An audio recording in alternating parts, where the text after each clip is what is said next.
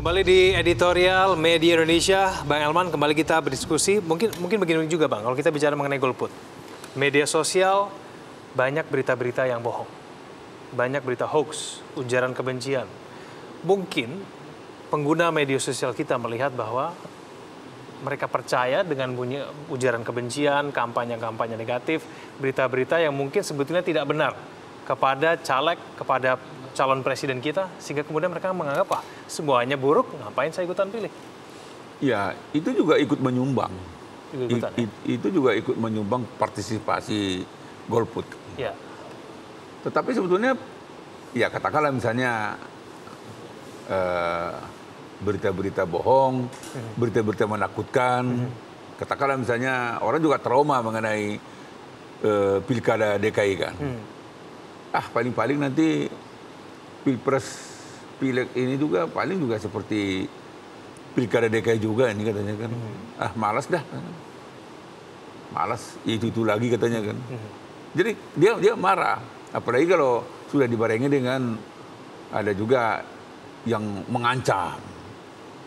Indonesia akan punah ya, katanya kan. Ya artinya kan ini juga saya nggak tahu kok orang cerdas, tokoh kok bisa membuat pernyataan seperti ini. Ini juga ikut menyumbang partisipasi golput. Tapi yang paling berat sumbangannya adalah kejengkelan masyarakat terhadap para caleg atau ya janji-janji para politisi 5 tahun, 10 tahun, 20 tahun yang lalu, 30 tahun sama saja gitu. Mereka waktu itu berjanji betapa dia betul-betul sepertinya bersiap diri menjadi pelayan rakyat. Menjadi tanda kutip jongosnya rakyat kan gitu kan. Tapi ketika sudah terpilih, satu pun janji ini tidak terpenuhi, bahkan orang ini pun tidak pernah mau lagi bersentuhan membuka komunikasi dengan orang yang pernah memenangkannya gitu. Jadi ya orang marah, makanya ketika turun kampanye, rakyat akan bilang, wah ini calon pembohong baru ini. Ini apalagi nih jualannya nih, gorengannya ini bohong apalagi nih. Pasti seperti yang sudah-sudah ini. Udah nggak percaya duluan, Bang. Itu yang saya mau katakan, partai politik juga sumbangannya cukup besar menghasilkan golput ini. Kan walaupun kita bilang jangan golput, kita bilang jangan golput, tapi tindakan partai politik membangun golput yang baru gitu. Baik. Bang Elman, kita sudah terhubung dengan Jerry Sumampau, Koordinator Komite Pemilih Indonesia. Bang Jerry, selamat pagi. Ya, selamat pagi. Bang Jerry, kalau menurut Anda untuk menekan angka golput ini cara yang paling efektif seperti apa?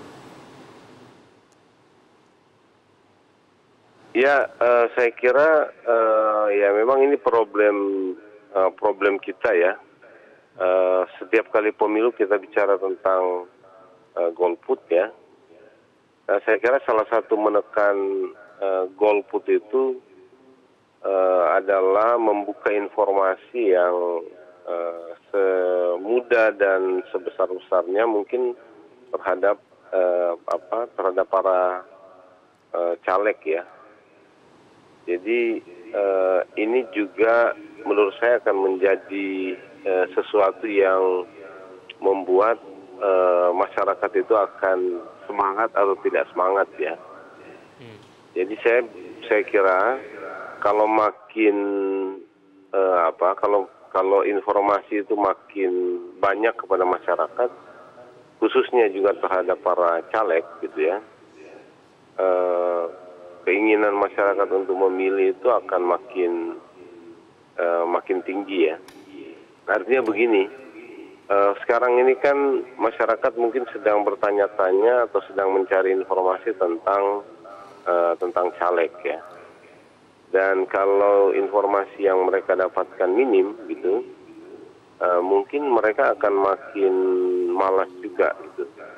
Kalau makin banyak informasi yang terkait dengan caleg, khususnya terhadap latar belakang dan mungkin sisi-sisi negatif dari para caleg ini ini orang akan mungkin lebih semangat untuk memilih ya. Itu karena saya kira informasi para caleg ini penting untuk mendorong atau mendongkrak masyarakat memilih. Nah, karena kan gini, dengan situasi DPR seperti sekarang gitu ya, banyak anggota DPR yang kemudian tertangkap karena kasus-kasus korupsi, dan ada kemungkinan mereka itu maju lagi dan menjadi calon. Nah, kalau tanpa informasi apa-apa, kan gini, ini juga jadi soal dengan dengan banyaknya para caleg yang tidak mau mempublikasikan data-data dirinya gitu ya. Padahal itu penting bagi masyarakat. Jadi hal-hal seperti ini juga menurut saya punya sumbangan ya terhadap apatisme dan kemalasan masyarakat untuk menggunakan hak pilih pada hari H ya, karena dia nggak mendapatkan informasi yang semestinya terkait dengan para calon ini, dan mungkin terkait juga dengan proses-proses yang sedang berlangsung di tahapan-tahapan pemilu itu. Gitu. Baik, Pak Jerry, menurut Anda apakah kemudian caleg-caleg yang selama ini dipilih oleh masyarakat kita juga mereka mampu merealisasikan janji-janji mereka pada saat kampanye, sehingga kemudian membuat publik paling tidak percaya bahwa caleg yang mereka pilih ini akan kemudian merealisasikan janji-janji mereka? Ya, memang dalam pileg itu atau dalam pemilu legislatif sebetulnya kan yang direalisasikan oleh para caleg itu adalah adalah kepentingan atau agenda serta visi misi partai ya. Jadi sebab dalam pemilu legislatif itu nggak ada visi misi caleg. Ini orang sering lupa juga, atau para caleg bahkan juga sering lupa, sering berkoar-koar di mana-mana tentang visi misi dan agenda-agenda agenda-agenda penting yang dia rencanakan. Padahal sebetulnya yang harus dia lakukan itu adalah menjalankan visi misi partai, karena tidak ada visi misi caleg dalam pemilu legislatif. Mereka kan menjadi calon partai ya.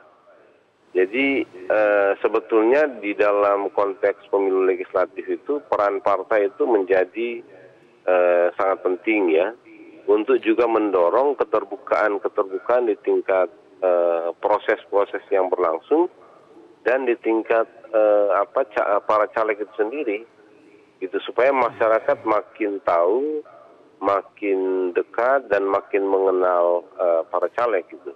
Saya kira kalau orang makin kenal dengan para calegnya, apalagi kalau kemudian orang atau masyarakat pemilih itu mengetahui bahwa ada caleg-caleg yang bagus gitu ya, ada caleg-caleg yang bisa memberi harapan terhadap proses-proses ke depan, semangat dan keinginan untuk menggunakan hak pilih itu akan makin besar menurut saya. Gitu ya. Pak Jerry, bagaimana kemudian cara KPU, baik partai politik, pihak-pihak terkait untuk betul-betul memastikan bahwa caleg-caleg ini menyebarkan paling tidak masyarakat kita mendapatkan informasi yang lengkap begitu mengenai caleg-caleg yang kemudian akan dipilih, dan kemudian partai politik juga memastikan bahwa caleg-caleg yang mereka calonkan memang yang terbaik begitu? Iya, sekarang ini kan problemnya ada sekitar 2000 lebih ya data diri caleg yang tidak bisa dipublikasi ya, karena memang para caleg itu tidak ingin dipublikasi. Dan parahnya beberapa partai politik juga mengokeikan itu ya. Bahkan ada satu atau dua partai di tingkat nasional itu yang persentasenya tinggi sekali sampai 99% ya. Data diri caleg itu tidak mau dipublikasi. Nah, saya kira disinilah juga positioning partai menjadi penting ya. Bagaimana partai mendorong dan meminta kepada para caleg itu untuk makin terbuka kepada masyarakat tentang data diri dan background-nya. Kalau kita lihat data yang ada di KPU sekarang, memang cukup banyak gitu, cukup banyak data diri caleg itu yang tidak ada, gitu. Jadi orang nggak melihat ada latar belakang apa-apa dari para caleg itu, yang ada hanya nama. Nah, sebetulnya KPU bisa kita dorong mulai sekarang misalnya untuk mempublikasikan nama-nama para caleg yang memang tidak bersedia untuk data dirinya itu dipublikasi kepada masyarakat, supaya masyarakat juga tahu. Dan mungkin juga bisa partai itu sejak sekarang itu melihat kalau masih mungkin ya meminta untuk data-data diri para caleg ini juga yang dulu memang tidak mau dipublikasi atau sampai sekarang tidak mau dipublikasi, itu juga mulai dipublikasi sejak sekarang, supaya masyarakat itu bisa tahu, dan mungkin ini bisa memberi motivasi dan semangat bagi masyarakat untuk menggunakan hak pilih ya, karena data yang makin terbuka dari para caleg ini. Baik Pak Jerry Sumambo, terima kasih telah bergabung bersama kami melalui sambungan telepon. Dan pemirsa, sebelum kami jeda, kembali kami menunggu partisipasi Anda melalui sambungan telepon 021 583 9900 dan juga akun Twitter kami di @mediaindonesia. Kami akan kembali usai jeda.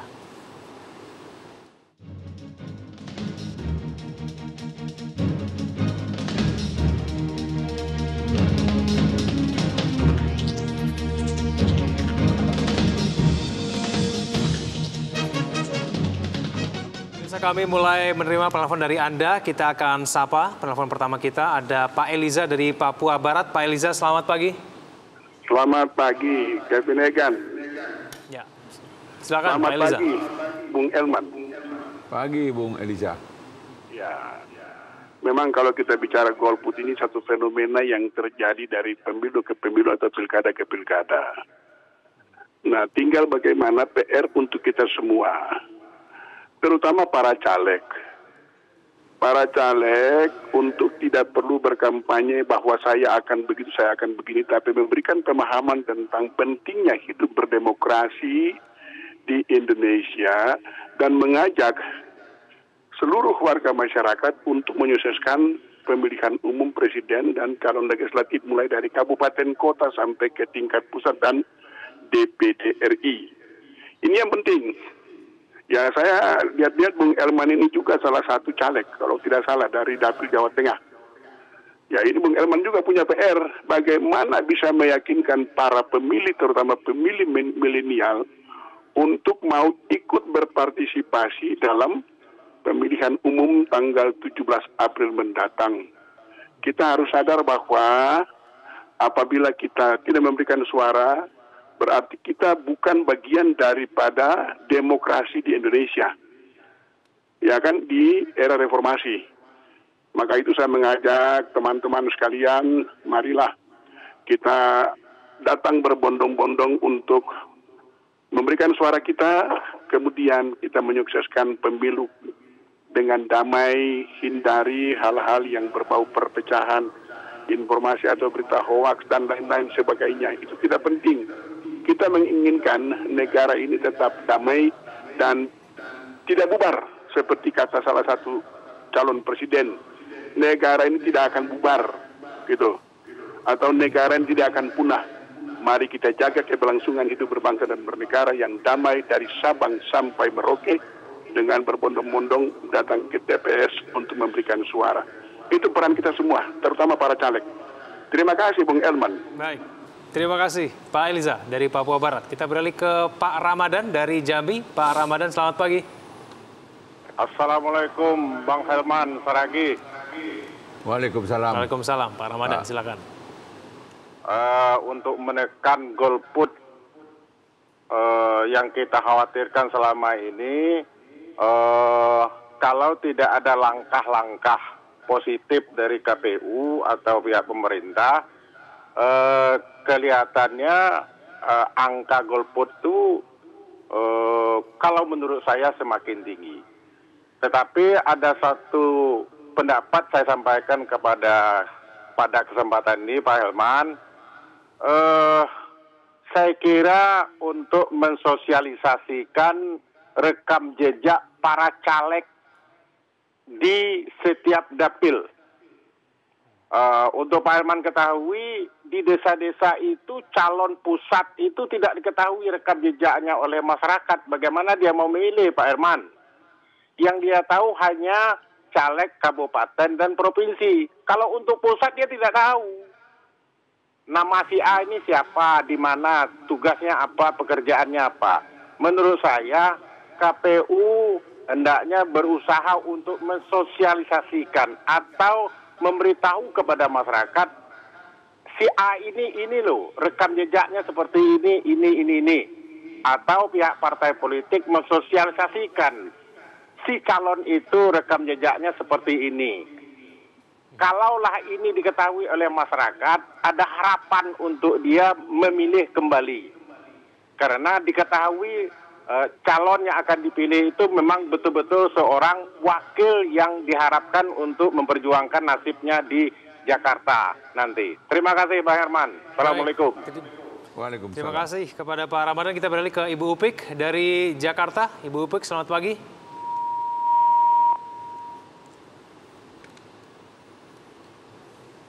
Selamat pagi Ibu Upik dari Jakarta. Ibu Upik, selamat pagi. Baik, tampaknya komunikasi kita terputus dengan Ibu Upik. Kita akan lanjutkan pembahasan kita usai jeda. Pemirsa jangan kemana-mana, editorial Media Indonesia akan segera kembali.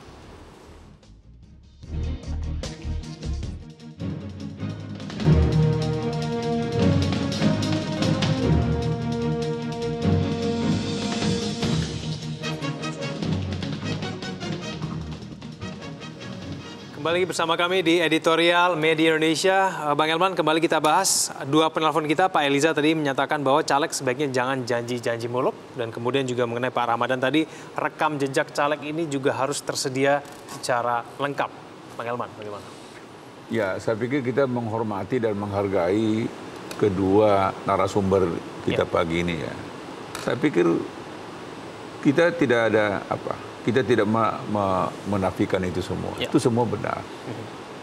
Tadi kita dalam perbincangan yang tidak di on air kan Anda kan bertanya, mungkin nggak golput ini nanti berkurang, bahkan habis? Bisa. Karena pengalaman kita tahun pemilu 55, golput itu hanya 8,6%. Kenapa rendah golput? Ya. Dan golput itu dulu mungkin tidak dengan sengaja itu, karena mungkin terlalu jauh dari kampung halaman TPS-nya atau informasi kurang lancar. Nah, tidak dengan sengaja lah. Nah, kenapa itu dulu sukses? Karena masyarakat rakyat Indonesia belum punya catatan tentang janji-janji palsu. Jadi semua heroik.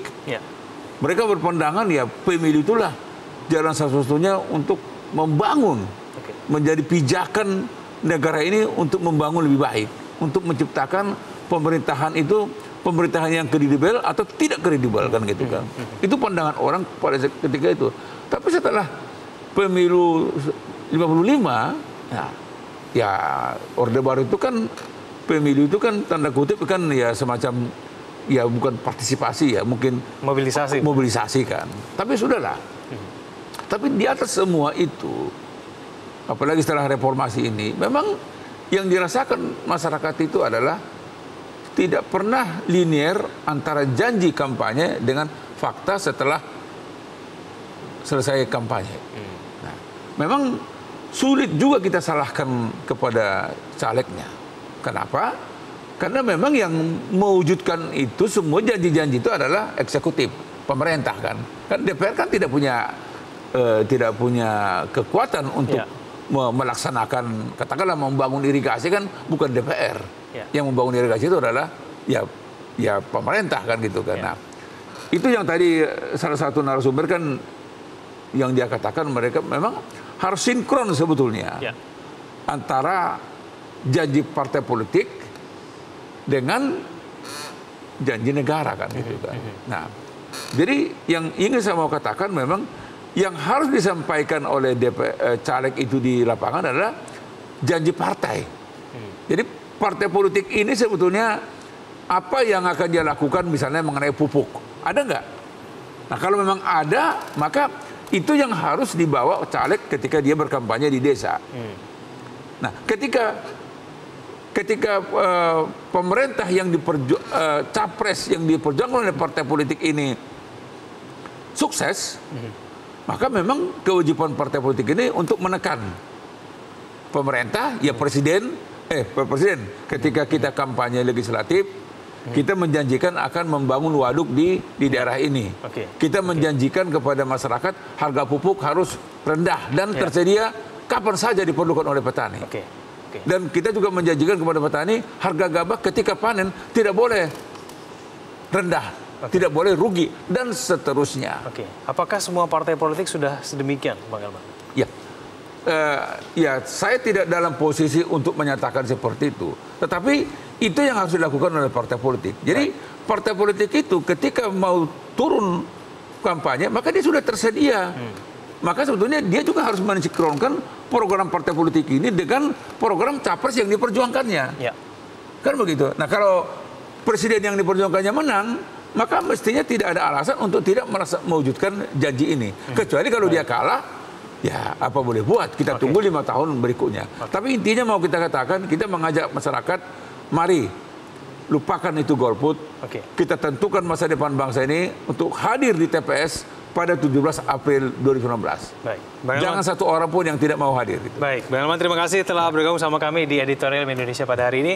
Pemirsa, tugas besar untuk meningkatkan partisipasi pemilih mestinya juga menjadi milik kontestan pemilu. Itulah pekerjaan rumah bagi partai politik, calon legislatif, serta kandidat calon presiden dan wakil presiden berikut dengan tim pemenangan. Mengubah model kampanye dengan lebih mengintensifkan ruang-ruang publik, menekankan pada aspek inovasi, visi, dan gagasan merupakan sebuah keniscayaan. Itu akan berefek sangat baik untuk meningkatkan kuantitas partisipasi dan kualitas pemilu. Hindarilah berkampanye dengan cara-cara usang, apalagi malah sibuk mempertengkarkan isu-isu receh, karena hanya akan membuat orang yang malas mencoblos menjadi semakin malas, dan orang-orang yang apatis terhadap pemilu malah semakin apatis. Terima kasih telah menyaksikan Editorial Indonesia. Selamat pagi.